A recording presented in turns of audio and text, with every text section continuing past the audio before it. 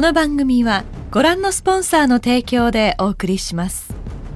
바이크 장르에는 네이키드, 레플리카, 크루저 등 여러 장르가 존재하고 수많은 라이더들의 취향을 맞추기 위해 일반적인 장르에서 파생되어 만들어진 매력적인 장르가 있는데요. 그것은 바로 듀얼 퍼포즈일 것입니다. 듀얼 퍼포즈는 국내뿐 아니라 해외에서도 꾸준히 사랑을 받아오고 있는데요. 말 그대로 듀얼 퍼포즈 혹은 멀티 퍼포즈 장르란 쉽게 말해 일반 도로와 비포장 도로 양쪽을 모두 다 달릴 수 있게 만든 바이크를 일컫는데요. 길게 뻗은 아스팔트를 한없이 달리며 와인딩을 즐기는 것도 좋지만 일상과 여행의 경계를 무너뜨릴 준비가 되어 있는 분들, 시트고가 높다는 편견을 깨버리고 적당히 가벼우면서 편안하게 즐기고 싶은 미들급 어드벤처 투어러를 찾고 있으신 분들이라면 오늘 영상 주목해 보셔도 좋을 것 같습니다. 실전형 어드벤처 투어러 스즈키 브이스트롬 800D입니다.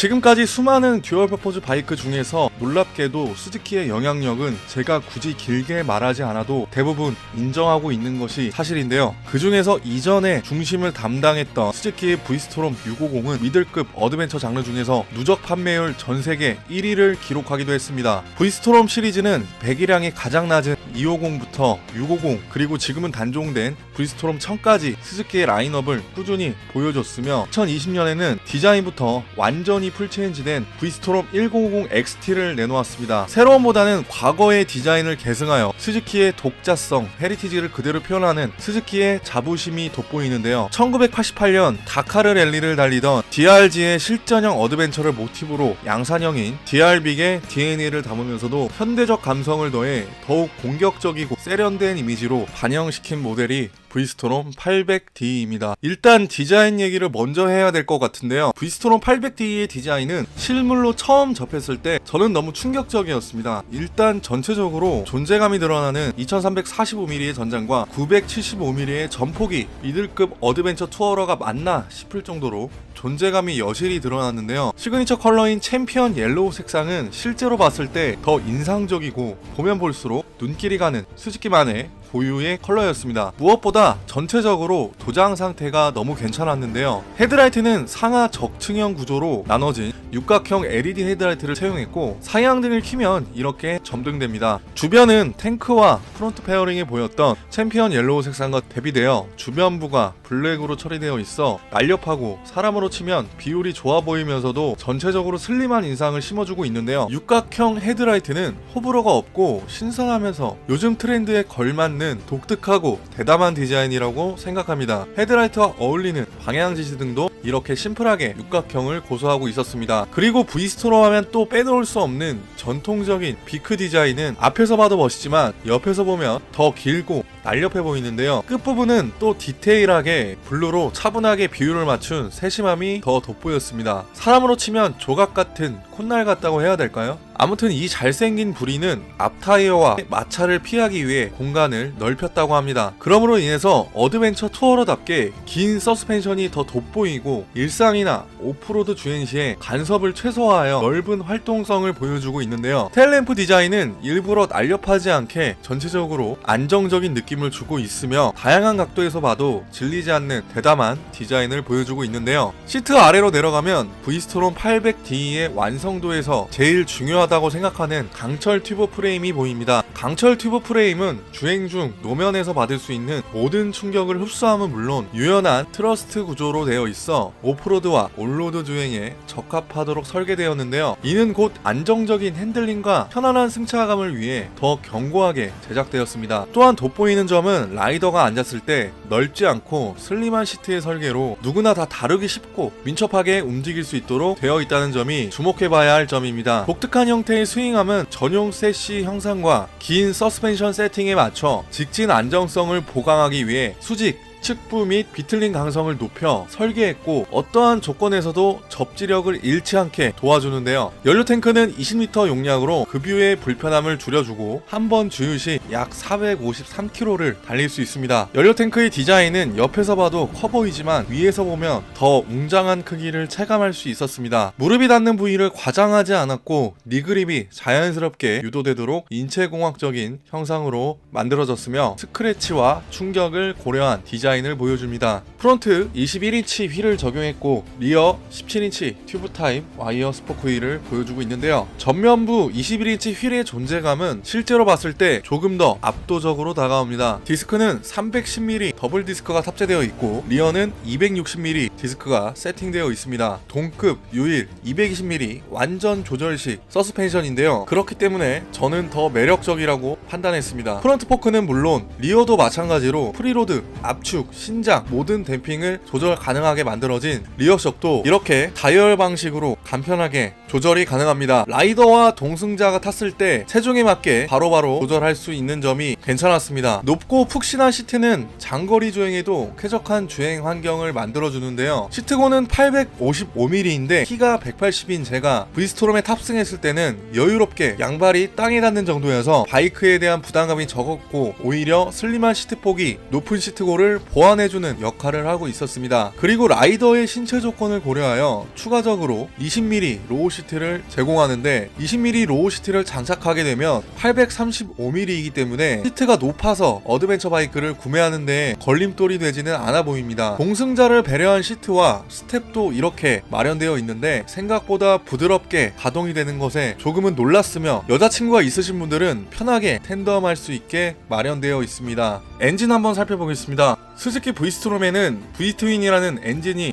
너무나도 익숙했는데요. 새로운 776cc 트윈 병렬 엔진은 기존의 V트윈과 동일한 고동감을 그대로 느낄 수 있다고 합니다. 270도 위상 크랭크 샤프트는 부드러우면서도 굵직한 토크와 오프로드에서 중요한 끈질긴 견인력을 지니고 있으며 주행 중 불필요한 진동을 줄여주기 위해 크로스 밸런서를 사용합니다. 양산형 모터사이클 최초로 새로운 2축 밸런서를 채용했는데요. 클러치 어시스트 시스템이 들어가 있는데 저단으로 변속할 때 엔진 브레이크가 강하게 걸리면서 뒷바퀴가 잠기고 미끄러지는 경험을 누구나 다 해보셨을 겁니다. 클러치 어시스트 시스템은 놀랍게도 그것을 부드럽게 제어해주기 때문에 오로지 라이딩에만 집중할 수 있습니다. 두 개의 배기관이 하나로 합쳐지는 배기 시스템은 고속주행은 물론이고 저속으로 한적한 길을 달리더라도 존재감 있는 사운드를 내고 있습니다. 머플러의 끝부분에서 상단으로 치켜 올라가는 디자인은 스포티한 느낌을 주고 있습니다. 최고 출력은 8500rpm에서 84마력을 내고 있으며 최대 토크는 6800rpm에서 78Nm를 내고 있는데 브리스토롬은 낮은 rpm에서 강력한 토크를 지니고 있기 때문에 투어링 영역에서 쓰고 있는 중간 영역대의 파워를 중시했습니다. 테이퍼드 핸들바는 편안한 포지션을 제공하고 있으며 오프로드 주행 시에 충격을 효과적으로 흡수하는 역할을 담당하는데요. 핸들바가 넓어서 그런지 바이크에 앉아서 핸들을 쥐었을 때 자연스럽게 어깨가 펴질 수밖에 없습니다. 앉았을 때 다리를 뻗으면 바로 기어를 편안하게 조작할 수 있는 스텝의 위치는 완벽했으며 브레이크 위치도 편안합니다. 스탠딩 라이딩을 고려했기 때문에 미끄러짐을 방지하기 위해 강철 소재로 되어 있다고 하니 스탠딩 주행 시에도 미끄러질 위험이 덜하겠죠. 800D의 엔진 하부에는 엔진 언더커버가 기본으로 달려있기 때문에 엔진 하부의 충격에서 벗어날 수 있게 되어 있으며 오프로드 주행을 고려한 세팅이라고 볼 수 있습니다. 헤드라이트 좌측에는 이렇게 작고 귀여운 USB 포트도 있어서 스마트폰 충전이 바로 가능하고요. 계기판 쪽 보시면 5인치 TFT 계기판은 한눈에 보이는 속도계와 RPM 게이지가 선명한 시야를 제공한 물론 기어 N단 표시가 크게 되어 있어 직관적인 레이아웃 구성으로 주행 중에도 헷갈리지 않게 라이더에게 빠른 정보를 전달하도록 도와줍니다. TCS는 1단계, 2단계, 3단계 조절이 가능하고 800D에는 ADS에 없는 그래블 모드가 추가되어 있는데 이로써 총 4단계의 트랙션 컨트롤 시스템을 지원합니다. 라이딩 모드는 A, B, C 모드 각각 주행 중에도 바로바로 설정하여 출력 특성을 실시간으로 반영할 수 있습니다. 주행 환경에 따라 빠르게 변경이 가능하기 때문에 이 점이 저는 매우 만족할 수밖에 없었습니다. 스위치 뭉치 좌측에는 모드 선택과 상하 버튼이 쉽게 조절할 수 있도록 되어 있어 복잡하지 않으며 직관적으로 빠른 조작이 가능합니다. 아래에는 좌우 방향지시 등 홈 버튼이 위치하고 있습니다. 우측에는 킬 스위치와 시동 버튼 그리고 비상등이 탑재되어 있네요. 그리고 그리고 ABS의 개입량도 1단계, 2단계, 그리고 후면 ABS도 완전히 끌 수 있게끔 설정이 되어 있는데요. ABS를 끄게 되면 프론트의 최소한의 안전만 보장되고 이때부터는 라이더가 스스로 판단하여 대여하게 됩니다. ABS 2단계는 당연히 안전을 최우선하는 도심주행이나 빗길 운전에 많은 도움이 되겠죠. 시동 버튼 한 번으로 시동을 걸 수 있는 스즈키 이지 스타트 시스템, 라이딩 시에 섬세한 조작이 가능한 라이드 바이 와이어 전자식 스로틀로 언제 어디서나 정확한 스로틀 조작이 가능합니다. 스포츠 주행이나 오프로드 주행 시에 직관적인 스로틀 반응성은 바이크를 세밀하게 조작하는 데 있어 꼭 필요한 기능입니다. 업다운 양방향 퀵시프터가 타사의 경쟁 기종 대비 옵션으로 빼놓은 것이 아닌 기본으로 들어가 있기 때문에 불필요한 클러치 조작에서 해방될 수 있고 오로지 달리는 데에 집중할 수 있게 만든 것도 스즈키의 아낌없는 투자라고 볼 수 있습니다. 그렇다면 본격적으로 브이스토롬 800D를 시승해 보도록 하겠습니다.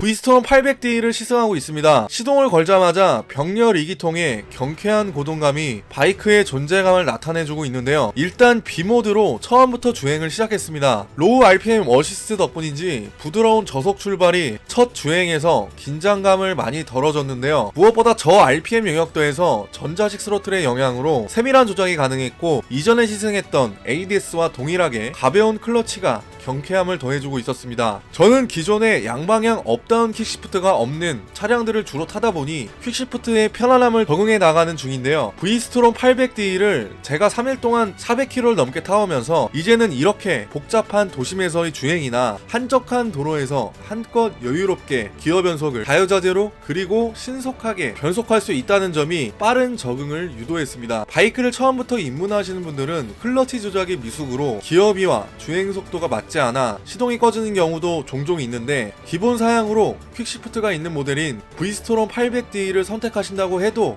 후회가 없을 정도로 너무 편안했습니다. 일단은 기어비가 도심에서는 1단에서 2단만 사용해도 될 정도로 여유로운 기어비 구간을 보여주고 있는데요. 브이스토롬 800D는 결코 굼뜨거나 느리지 않았습니다. 이전에 시승해봤던 GXX ADS와는 다르게 A모드로 굳이 놓고 타지 않아도 충분한 출력을 뿜어주기 때문에 여유로운 라이딩을 즐기시려면 B모드로 맞춰놓고 타도 전혀 부족함이 없어 보였는데요. B모드에서 순간적으로 스로틀을 쥐어짜게 되면 6000rpm을 넘어가자마자 보시는 것처럼 또다시 무섭게 치고 올라가게 됩니다. 이번 시승에서 한마디로 정리하자면 제가 여태까지 타본 바이크들 중에서 가장 재밌는 어드벤처 바이크 중에 탑3 안에 들 정도로 재미는 일단 보장됩니다. 고속으로 갈수록 진동이 많이 사라져서 피로감이 덜했던 것도 큰 점수를 주고 싶고 무엇보다 새롭게 설계된 776cc 병렬 트윈 엔진 자체는 여유로운 주행과 동시에 스포티한 매력 둘 다 즐길 수 있었습니다.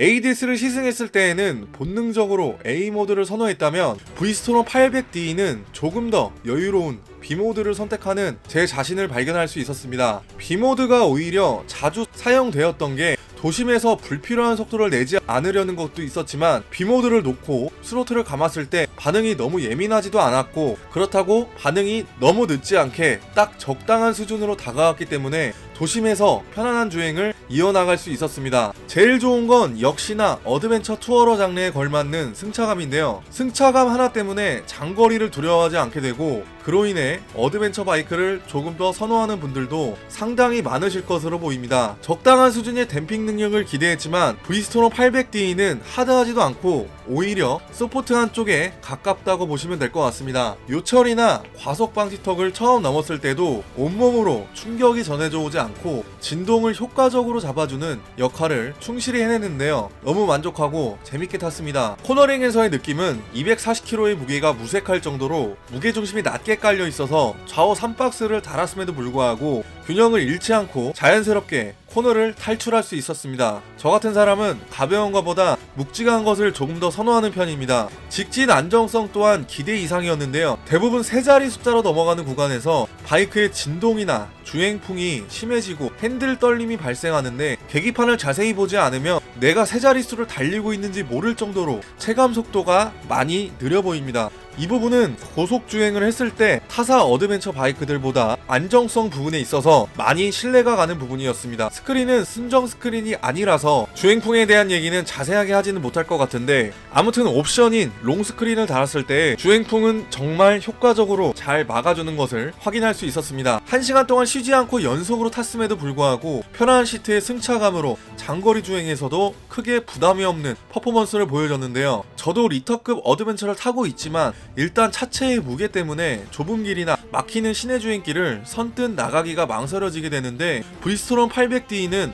핸들 조작이 가볍고 전반적으로 경쾌한 느낌을 많이 주기 때문에 오히려 메인 바이크로 가져가도 좋을 정도의 성능을 내주고 있었습니다. 다음은 오프로드 주행인데요. 공도와 오프로드 주행이 50대 50이라고 표현을 했기 때문에 오프로드의 성능도 한번 테스트해봐야 했습니다. 오프로드 주행에 익숙하지 않은 저는 시승날 오전에도 비가 내려서 조금 더 깊게 들어가 보지는 못했는데요. 일단 순정은 올로드 타이어로 세팅되어 있기 때문에 진흙길에서는 조금 위험할 수 있다는 판단이 들었습니다. 아쉽지만 약간의 비포장 도로를 달려보았는데요. 일반 공도에서는 부족함이 없는 편안함을 줬다면 그래벌 모드를 활성화시켜 놓고 리어 ABS 개입을 오프시키고 주행했더니 이 역시 또 다른 재미를 느끼게 해줬습니다. 브리스톨 800D의 롱스트로크 설계 덕분인지 극 저속에서도 낮은 RPM으로 끈질긴 토크를 유지할 수 있었는데요. 불안정한 노면에서 조금이라도 자신감이 붙을 수 있게 만들어준 최적의 세팅이었습니다. 어떠한 조건에서도 라이더를 안심시키는 스즈키의 친절함이 오프로드를 두려워하는 이들에게 많은 용기를 줄 것 같습니다. 갑자기 떠나는 계획 없는 여행이나 모토 캠핑을 좋아하시는 분들에게 더 좋은 환경을 제공하고, 저처럼 초보자이신 분들은 굳이 오버페이스를 가져가지 않고 가벼운 임도길을 다니시기에는 적절하다는 판단입니다. 완벽함을 추구하기보다는 전체적으로 밸런스와 완성도가 매우 뛰어난 차량이고, 브리스톨 800D 뿐만 아니라 스즈키가 자랑하는 내구성 또한 믿고 타는 스즈키라는 말이 있을 정도로 스즈키 바이크들을 구매하는 데 있어서 큰 상호작용으로 효과가 나타나지 않나 생각해봅니다. 이 모든 것을 경험할 수 있는 800D의 가격은 1439만원입니다. 앞으로 어드벤처 시장이 조금 더 커지고 브리스톨 800D가 어드벤처를 입문하는 분들에게 새로운 방향성을 제시해주지 않을까라는 생각을 해보면서 오늘 리뷰 영상을 마무리하도록 하겠습니다. 제 영상이 도움이 되셨다면 좋아요 한 번씩만 부탁드립니다. 여러분들의 좋아요가 제가 영상을 제작하는 데 큰 힘이 되고 있습니다.